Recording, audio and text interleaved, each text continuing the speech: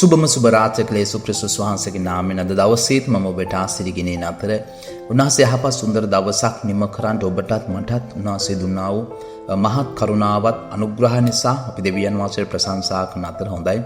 වෙනද වගේම අද දවසේ යාඥා ඉල්ලීම් වලට යාඥා කරන්නට ප්‍රථමව අපි දෙවියන් වහන්සේගේ වචනේ යම් කාරණාවක් බලලා අපේ ආත්මය අපි ඇදහිල්ලෙන් ශක්තිමත් කරගෙන කාරණා දෙස එක්සිතෙමු.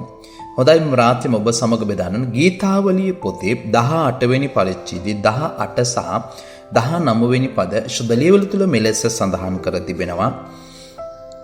මාගේ විපත්ති දවසේදී ඔහු මට විරුද්ධව ආවෝය. නමුත් ස්වාමීන් වහන්සේ මට ආධාර වූසේක. උන්වහන්සේ විශාල ස්ථානයකට මා ගෙනාසේක. උන්වහන්සේ මා කෙරෙහි ප්‍රසන්න වූ බැවින් මා මිදුසේක. ආමේන්. මේ ස්ථාන තුල අපි දකිනවා දාවිද්තුමා ඔහුගේ ජයග්‍රහණය ගැන දෙවියන් වහන්සේට নমස්කාර කරනවා. මේ ස්ථානයේ තුල දාවිද් කියන්නේ පුදුමාකාර ප්‍රශ්න පීඩා තුල ගියපු කෙනෙක්. ඉතින් ඒ නිසා නිතරම දාවිද් දෙවියන් වහන්සේව සොයමින් දෙවියන් වහන්සේගේ අනුග්‍රහය සහ ජයග්‍රහණයන් තුල ජයග්‍රහණ අත්පත් කරගත් කෙනෙක්. ඉතින් මේ රාත්‍රී කාලය අපිට මතක් කර දෙනවා අපේ ජීවිතයේ සමහර තැන් තුල අපි ගමන් කරද්දී විවිධ අභියෝග වලට අපේ ජීවිතේ මුහුණ දෙද්දී අපිට දෙවියන් වහන්සේම අවශ්‍ය වෙන බව. අපි බොහෝ වෙලාවට අපේ ශක්තියෙන් අපි දේවල් කරනවා. නමුත් අපි සමහර තැන්වල අපි ඇවිත් හිර වෙනවා. අපිට මාර්ගයක් නොපෙනෙන තැන්වලට අපි ඇවිත් අපි ජීවිතේ නතර වෙන තැන් අපේ ජීවිතේ බොහෝයි. නමුත් ස්වාමීන් වහන්සේ උන්වහන්සේ නිරන්තරව ඔබ මගේ ජීවිතයේ තුල සිටිමින් උන්වහන්සේ ඔබගේ මගේ ජීවිතයේ ඒ අමාරු අපහසු තැන් තුල උන්වහන්සේ අලුතෙන් මාර්ග විවෘත කරමින් ඔබ මාව ගෙන යනවා. ඒ නිසා දාවිද්ට තිබුණා වූ ඒ දැඩි දෙවියන් වහන්සේ කෙරේ විශ්වාසය දාවිද්ව ජයග්‍රාහී පුද්ගලයෙක් ලෙසට ජීවිතය ගෙන ගියා. ඒ නිසා ඔබගේ මගේ ජීවිතයේ දෙවියන් වහන්සේ කෙරෙහි දැඩි විශ්වාසයක් අවශ්‍ය වෙනවා. හේතුව දෙවියන් වහන්සේ අද දවස් ඔබ මාව තෝරලා උන්වහන්සේ දරුවන් ලෙස වෙන් කළ මේ පොළොවේ තබා තිබෙනවා. උන්වහන්සේ ඔබ මාව තෝරලා වෙන් කරගෙන උන්වහන්සේ ඔබගේ මගේ කාරණා වෙනුවෙන් පෙනී සිටින දවසේ බොහෝ අය නොදන්නා කාරණේ තමයි අපි දෙවියන් වහන්සේගේ දරුවෝ ලෙස මේ පොළොවේ ජීවත් වෙදී දෙවියන් වහන්සේ අපේ සමග නැහැ කියනා වූ මානසිකත්වයක් තුළ දවසේ බොහෝ අය ගමන් කරනවා. නමුත් දෙවියන් වහන්සේ වචන කියනවා මාගේ විපත්තියේදී දවසේදී ඔහු මට විරුද්ධව ආවේ. නමුත් ස්වාමීන් වහන්සේ මට ආධාර වූසේක. නපුර අපිට විරුද්ධ වෙනවා. පීඩාව, ප්‍රශ්න, වේදනාව අපිට විරුද්ධ වෙනවා. හිඟකම් අපිට විරුද්ධ වෙනවා. නමුත් ස්වාමීන් වහන්සේ අපිට ආධාර වූසේක. අපිට ජය දෙනසේක.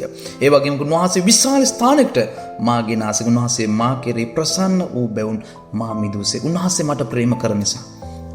උන්වහන්සේ මට ආදරය කරන නිසා. උන්වහන්සේ මගේ පීඩාවෙන් උන්වහන්සේ මුදවනවා. ඒ නිසා ඔබගේ මගේ ජීවිතයේ මේ යන්නා වූ කාලයන් වල ඔබ දෙවියන් වහන්සේ වඳුන ගන්න. අද දවසේ බොහෝ අයගේ මානසිකත්වය ඔවුන් කිතුණු නමුත් ඔවුන්ට දෙවියන් වහන්සේ කෙරේ විශ්වාසය නොවීම නිසා ඔවුන් නිතරම ඍණාත්මකව ඔවුන් නිතරම දුර්වලදී නොහැකියාව ඔවුන් සිතමින් ඔවුන්ගේ ජීවිතේ ඔවුන් ලත වෙනවා. නමුත් දෙවියන් වහන්සේගේ දරුවන් සිතන ආකාරය වෙනස්. හේතුව දවසේ ශුද්ධාත්ම වහන්සේ ඔවුන් තුල සිටීමිනුයි අද දවසේ ඒ ගමන ගමන් කරන ශක්තිය දෙන්නේ. ඒ නිසා ඔබගේ මගේ ජීවිතේ දෙවියන් වහන්සේගේ දරුවන් ලෙස ජීවත් වෙද්දී ඔබට තිබෙන්න ඕන දෙවියන් වහන්සේ කෙරෙහි විශ්වාසය. දෙවියන් වහන්සේ ගැන දැනගැන්මක් ඔබට අවශ්‍ය වෙනවා. නමුත් ලෝකේ මිනිස්සුන් හිඟකම එද්දී ප්‍රශ්න එද්දී ඔවුන් කැමති නැහැ දෙවියන් වහන්සේත් එක්ක ගනුදෙනු කරන්න. හේතුව ඔවුන්ගේ මනස එතනම කැඩිලා තිබෙන නිසා. ඔබ තේරුම් ගන්න හිඟකමේ ඉන්න පුද්ගලයෙක් කවදවත් කැමති නැහැ තව කෙනෙක් ආශිර්වාදයෙන් ජීවත් වෙනවා දකින්න. වේදනාවේ ඉන්න කෙනෙක් කවදවත් කැමති නැහැ තව කෙනෙක් ප්‍රීතියෙන් ඉන්නවා දකින්න. මේ ලෝකයේ ස්වභාවය එක තමයි. යමෙක් වේදනාව යන ඕම් සිතනවා අපි වේදනාවෙන් ඔබත් වේදනාවෙන් ඒ ගමන් කළ යුතුයි. නමුත් දෙවියන් වහන්සේ සිතන ආකාරය වෙනස්. ඔබ වේදනාවේ ඉන්නවා දෙවියන් වහන්සේ නෑ ඔබ සතුටෙන් ඉන්න ඕන. ඔබ දුකෙන් ඉන්නවා නෑ ඔබ ප්‍රීතියෙන් ඉන්න ඕන. ඔබ රෝගයෙන් ඉන්නවා නෑ ඔබ සුවයෙන් ඉන්න ඕන. ඒ දෙවියන් වහන්සේගේ මානසිකත්වය. දෙවියන් වහන්සේ ඕන කරන්නේ උන්වහන්සේගේ දරුවන්ව නිතරම ප්‍රීතියෙන් තියන්න. එසේනම් අපි දෙවියන් වහන්සේව සොයමු. අපේ ජීවිතේ අපි දෙවියන් වහන්සේට බාර කරමු. උන්වහන්සේ කියනවා මම මව් ගර්භයේ සෑදෙන ප්‍රථම මව තෝරලා වෙන් කර තිබෙනවා කියලා. දෙවියන් සුබෝ මා වෙන් කරලා මේ පොළොව තුල දවසේ තබා තිබෙනවා. දෙවියන් වහන්සේ ඔබ මා ගැන සලස්මක් තිබෙනවා. දෙවියන් වහන්සේ ඔබගේ මගේ ජීවිතයේ සාර්ථකත්වයන් දකින්න පිණිස සෑම දවසකම බලා සිටිනවා. ඒ ජයග්‍රාහී මාවත් තුළ ගමන් කරනකම් උන්වහන්සේ බලා සිටිනවා. අපේ ජීවිතේ සුවේ සතුට ප්‍රීතිය නිදහස් කරන්නට උන්වහන්සේ බලා සිටිනවා. උන්වහන්සේ කියනවා දුවේ මම ඔබත් එක්ක ඉන්නවා. පුතේ මම ඔබත් එක්ක ඉන්නවා. හැබැයි නුඹලා මව සොයන විට මම උඹලට මොන ගැසෙන්ට යනවා කියලා. අපි දෙවියන් වහන්සේ සොයමු. අපි දෙවියන් වහන්සේට හැරෙමු. අපේ කාරණා අපි දෙවියන් වහන්සේ පාමුල තබමු. අපිට අමාරු තැන්වල අපිට වේදනා කරන තැන් තුල අපි නැවතිලා කියමු ස්වාමීනි ඔබ වහන්සේගේ සැලැස්ම අපේ ජීවිතේ කරන්න. ඔබ වහන්සේ ගෙන ආපු මාර්ගයන් තුල අපව ගෙන යන්න ස්වාමීනි. ඔබයි අපේ ජීවිතේ දන්නා වූ දෙවියන් වහන්සේ. ඔබයි අපේ ජීවිතේ සැලසුම් තබුවා වූ දෙවියන් වහන්සේ පියා. එසේනම් අපේ ජීවිතේ ඒ සැලසුම් තුල ඒ මාර්ගයන් තුල ගෙන යන්න කියලා අපි ඉල්ලනවා ස්වාමීනි. අද දවසේ බොහෝ අය සිටිනවා ජීවිතේ අභියෝග සමග ගමන් කරන වේදනාවන් සමග ප්‍රශ්න සමග ඔවුන්ගේම අසන තැන් තිබෙන. ඇයි මම තවත් ජීවත් වෙන්නේ? ඇයි මම මේ විදියට ඉන්නේ කියලා ඔබෙන් අහනවා ඇති. ප්‍රේමවන්තයනි, මේ රාත්‍රියේ දෙවියන් ඔබට කතා කරනවා.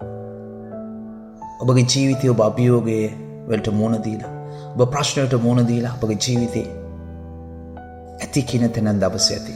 නමුත් මේ රාත්‍රියේ කියනවා නුඹ දෙසම බලා සිටිනවා. නුඹ හැම කාරණාවක් එක්ක මම සිටිනවා.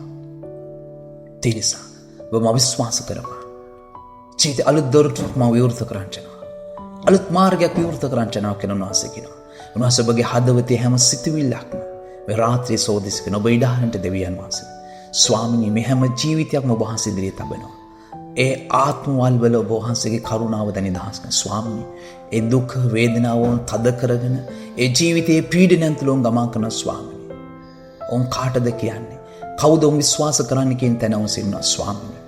ඔබ වහන්සේ අපේ පක්ෂේන අපිට විරුද්ධ වන්නේ කවුද කියලා ඔබගේ වචනේ ලියා තිබෙන ලෙස මේ හැම ජීවිතයක්ම ඔබ වහන්සේගේ අභිමුඛයේ තබන අතර ආත්මනස ඔබ වහන්සේම ඔවුන් සෝදිස් කරන ශක්තිමත් වෙන බලාපොරොත්තුවක් දෙමින් ඒ ගමන කරන ශක්තිය උට නිදහස් කරන්න කියලා මම ඉල්ලනවා යේසුස් ක්‍රිස්තුස් වහන්සේගේ නාමයෙන් ආමෙන්. ඉතින් දවසෙත් මම ආශා කරන රෝගීන් උදෙසා ඔබ රෝගී කෙනෙක් ඔබ නිවසක රෝහලක ඔබ කොයිම ස්ථානයේ සිටිනවා දැනසගේ වචනේ ජීවමානයි. ඒක දෙමුවත් කඩුවක් ඒක නැවත හිස් වෙන්නේ නැහැ කියලා වචනේ ලියා තිබෙන ලෙස ස්වාමීනි වහන්සේගේ සුවය මේ හැම ජීවිතයක්ම අපව දැන් නිදහස් කරන්න කියන අතර පියාණන් යම් කෙනෙක් වේදනාවෙන් අපහසුතාවෙන් සිටිනවා. වෛද්‍යවරු දුන්න වාර්තා නිසා කලකිරලා සිටිනවා ස්වාමීනි. ඔබගේ හාස්කමේ දෑත ඒ ජීවිත මත තබමින් ඔබගේ ආශිර්වාදය ඔබ මත නිදහස් කරන්න කියලා මම ඉල්ලනවා. යේසුස් වහන්සේගේ නාමයෙන් තත් දවස් විවිධ ලෙස ගත කරන කරුණාව නිසා ස්තුති කරන අතර මේ රාත්‍රිය අපි බාර කරන ස්වාමීනි සුබනින්ද දෙනු දැස් නැකින්ද අපි එකිනෙකට කරුණාව දෙන්න කියලා ඔබ වෙගෙනවා. යේසුස් ක්‍රිස්තුස් වහන්සේගේ බලවත් නාමයෙන් ආමෙන්. බහම කෙන්ටම ජේසු පීඩයි. ජේසු පීඩයි. කැමතිනම් අපගේ සුභාරංචි සේවයට හා අනිකුත් සේවාවන් සඳහා වැපිරීමට හා උපකාර කර දෙවියන් වහන්සේගේ ආශිර්වාද ලබා ගන්න WhatsApp 074 254 63 33 යන නම්බරයකට පණිවිඩයක් එවා. ඔබත් දෙවියන් වහන්සේගේ සුභාරංචියට හවුල් උරුමකාරයෙක් වෙන්න. යේසු පිහිටයි.